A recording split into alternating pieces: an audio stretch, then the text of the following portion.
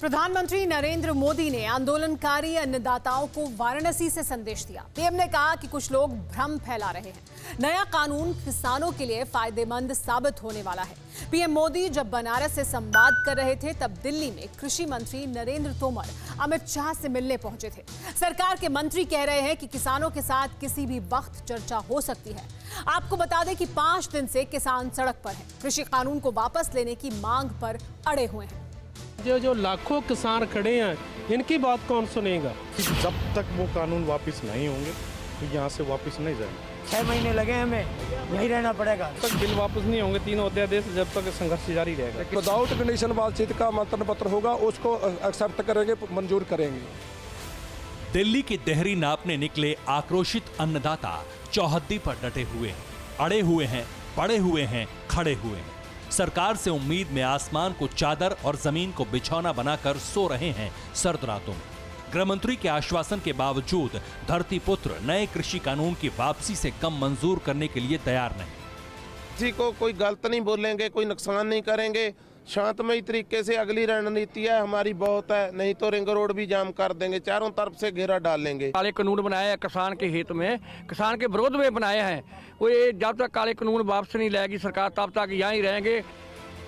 खाने पीने का सामान लेकर बैठे हैं किसान।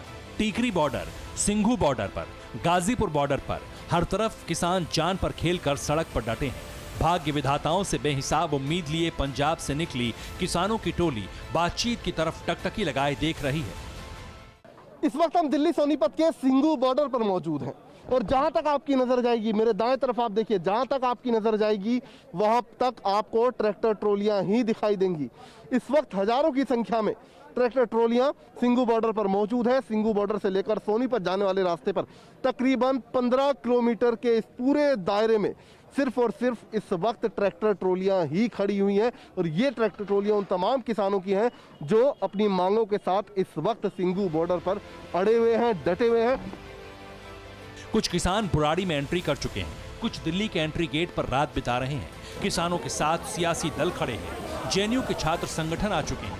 विस्तार लेते किसानों के प्रदर्शन को खत्म करने के लिए सरकार माथापच्ची कर रही है। मंत्री भागदौड़ कर रहे हैं। कृषि मंत्री ने गृह मंत्री से मुलाकात की है। शहरी विकास मंत्री की माने तो किसी भी वक्त बातचीत शुरू हो सकती है। तो उधर खुद प्रधानमंत्री की नजर इस प्रदर्शन पर है। कृषि कानून को चमत्कारी बताकर पीएम मोदी ने प्रदर्शनकारियों को बड़े संकेत दिए हैं। मोदी ने अन्नदाता आंदोलन की आड़ में छल करने वालों की साजिश में छेद कर दिया। प्रॉफिटेबिलिटी किसान के बजाय किसी और की सुनिश्चित की गई।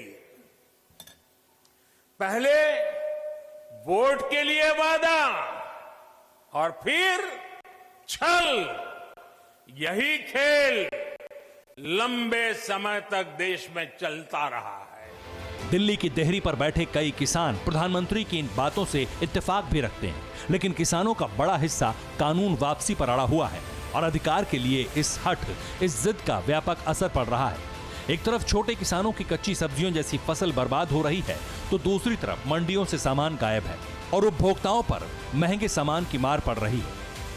किसान आंदोलन का आज 5वां दिन है। किसान लगातार बॉर्डर पर बैठकर प्रदर्शन कर रहे हैं, जिसकी वजह से कुछ ट्रक ऐसे हैं कि रास्ते में फंसे हुए हैं, जिसका असर सब्जी मंडियों पर भी कुछ हद तक देखने को मिल रहा है। इस वक्त हम मौजूद हैं ओखला मंडी पर, जहां आप तस्वीरों में देख सकते हैं कि आपको यहां पर सब्जी जो है वो नजर आएंगी और जो खरीदार हैं वो सब्जी खरीदने के लिए लगातार यहां पर पहुंच रहे हैं।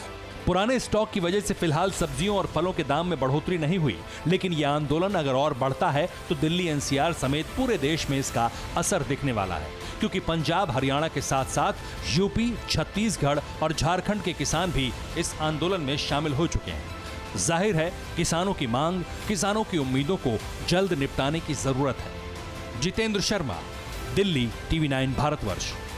अड़ी सोमवार से शुक्रवार शाम 6 बजे सिर्फ TV9 भारतवर्ष पर।